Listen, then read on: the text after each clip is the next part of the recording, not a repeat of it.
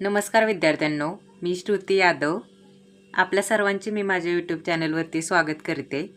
आज आपण पाहणार आहोत प्रिन्सिपल ऑफ ऑडिटिंग.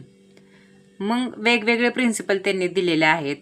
अनेक प्रकारचे प्रिन्सिपल असू शकतात, ते आपण इथे पाहूयात. पहिलं त्यांनी काय दिले? Integrity, objectivity and independence. Okay, आता प्रिन्सिपलचा अर्थ आपण रूल असा देखील घेऊ शकतो.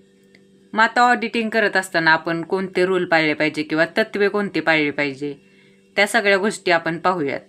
फर्स्ट पॉईंट, आपण आत्ता सांगितल्याप्रमाणे इंटिग्रिटीचा अर्थ काय होतो? अखंडत्व. ऑब्जेक्टिव्हिटी म्हणजे वस्तुनिष्ठता अँड इंडिपेंडन्स म्हणजे स्वातंत्र्य. मग या पॉईंटमध्ये त्यांना काय बोलायचे? The auditor should be straightforward, honest and sincere in his approach to his professional work. म्हणजे तो काम करत असताना पहिली गोष्ट स्ट्रेट फॉरवर्ड असलं पाहिजे. म्हणजे काय, जे काय त्याला वाटते ना त्यांनी क्लिअरली पुढच्या व्यक्तीच्या तोंडावरती सांगितलं पाहिजे.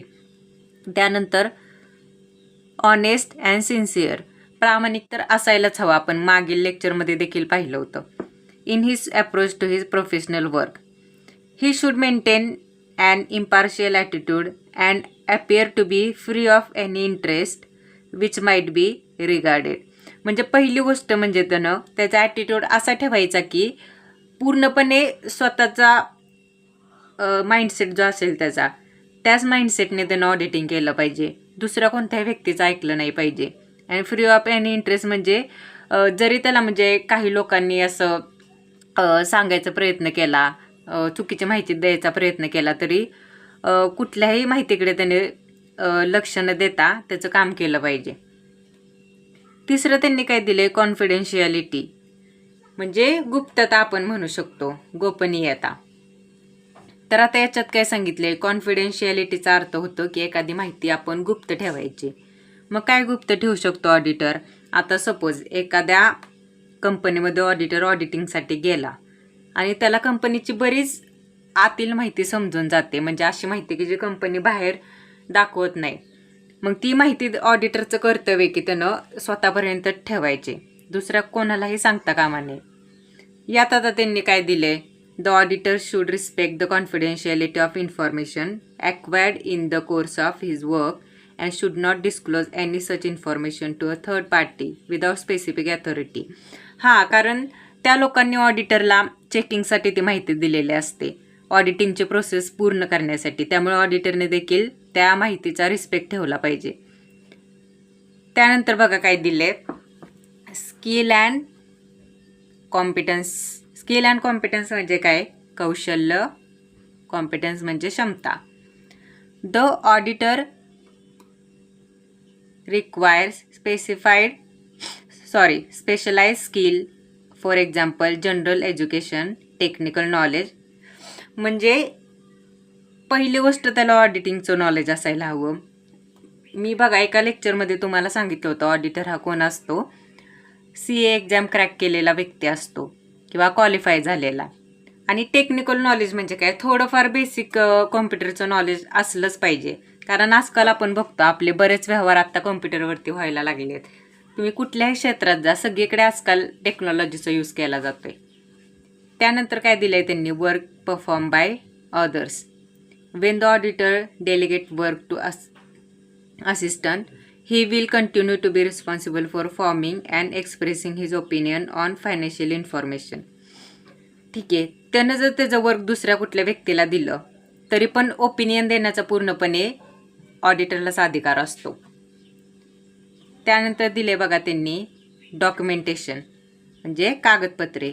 The auditor should document matters which are important in providing evidence that the audit was carried in accordance with the basic principle.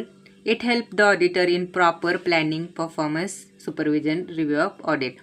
आता डॉक्युमेंटेशन म्हणजे काय? ऑडिटरने जेवढी अकाउंट चेक केले, जेवढं व्हेरिफिकेशन केले त्याचं डॉक्युमेंटेशन केलं पाहिजे आणि शेवटी रिपोर्टसुद्धा केला पाहिजे. आणि त्याला आपण काय म्हणतो? Review of audit. म्हणजे त्यानं जे काय ऑडिटिंग केलं, ज्या काही गोष्टी कंपनीतल्या चेक केल्या, डॉक्युमेंट्स असतील किंवा असेट असेल एखादी, मग त्याचं मत काय आहे त्याच्याबद्दल, मग ते सगळं त्यानं रिपोर्टमध्ये लिहायला हवं. ठीक आहे, इथपर्यंत समजलं सर्वांना. कोणते कोणते पॉईंट पाहिले आपण. पहिला कोणता होता, इंटिग्रिटी, ऑब्जेक्टिव्हिटी, इंडिपेंडन्स. सेकंड होता कॉन्फिडेन्शियलिटी. थर्ड कोणता होता, स्किल अँड कॉम्पिटन्स. फोर्थ कोणता होता, वर्क परफॉर्म बाय अदर्स. आणि फिफ्थ कोणता होता, documentation.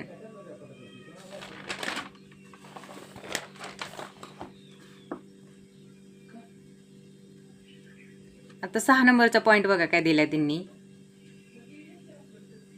Planning enables the auditor to conduct an effective audit in an efficient and timely manner. Planning should be based on the knowledge of the client's business. Okay, आता त्यांनी इथं काय म्हणलं पहिलं वाक्य, planning enables the auditor to conduct effective audit. आता planning असायलाच पाहिजे. प्लॅनिंग कसं करू शकतो ऑडिटर, की त्याला कोणत्या बिझनेसमध्ये जायचं आहे, सगळ्यात आधी तो कोणत्या गोष्टी चेक करणार आणि कोणत्या स्टेप बाय स्टेप त्याला म्हणजे सगळ्या ॲक्टिव्हिटी कराव्या लागतील, ह्या सगळ्या गोष्टीचं त्यानं आधीच प्लॅनिंग केलं पाहिजे. त्यानंतर बघा audit evidence. The auditor should obtain sufficient appropriate audit evidence through the performance of internal control test to enable him to draw reasonable conclusion. आता एव्हिडन्सचा अर्थ काय होतं, पुरावा. आता तो कन्क्लुजन कधी काढू शकतो ऑडिटर, जेव्हा त्याला एक चांगला ठोस पुरावा मिळतो, तरच मग त्याला काय मिळू शकतं, ऑडिटिंगचा एव्हिडन्स मिळू शकतो. म्हणजेच जे काय त्याला रिपोर्ट करायचं आहे त्यासाठी कन्क्लुजनसाठी एक पॉईंट मिळू शकतो. मग इथं दिलं आहे त्यांनी क्वांटिटी अँड क्वालिटी. म्हणजे त्याला जे तोंडी माहिती मिळाली किंवा रिअलमध्ये त्यानं ज्या काही गोष्टी पाहिल्या असतील त्या दोन्हींचं एकत्रीकरण करून तो त्याचं कन्क्लुजन देऊ शकतो, त्याला निष्कर्ष म्हणतो आपण. त्यानंतर काय दिले, accounting system and internal control. The auditor should reasonably assure himself that the accounting system is adequate and that all the accounting information which should be recorded has in fact been recorded. म्हणजे accounting सिस्टीमबद्दल knowledge असलं पाहिजे ऑडिटरला. आणि internal control म्हणजे काय म्हणायचं त्यांना, इथं बघा त्यांनी एक वाक्य दिले, the auditor should reasonably assure himself that the accounting system is adequate. म्हणजे त्याला नॉलेज पाहिजे, that all the accounting information which should be recorded has in fact been recorded. म्हणजे ज्या गोष्टी अकाउंटिंगमध्ये रेकॉर्ड व्हायला हव्यात त्या सगळ्या झाल्यात का रेकॉर्ड, ते सुद्धा पाहिलं पाहिजे त्यानं. ठीक आहे, याची खात्री केली पाहिजे. मग अशा पद्धतीने आपण किती प्रिन्सिपल पाहिले, तर 8 प्रिन्सिपल पाहिले. आय होप तुम्हाला हा मुद्दा समजला असेल तर मला फीडबॅक द्यायला कमेंट सेक्शनमध्ये तुमचा फीडबॅक द्यायला विसरू नका. धन्यवाद.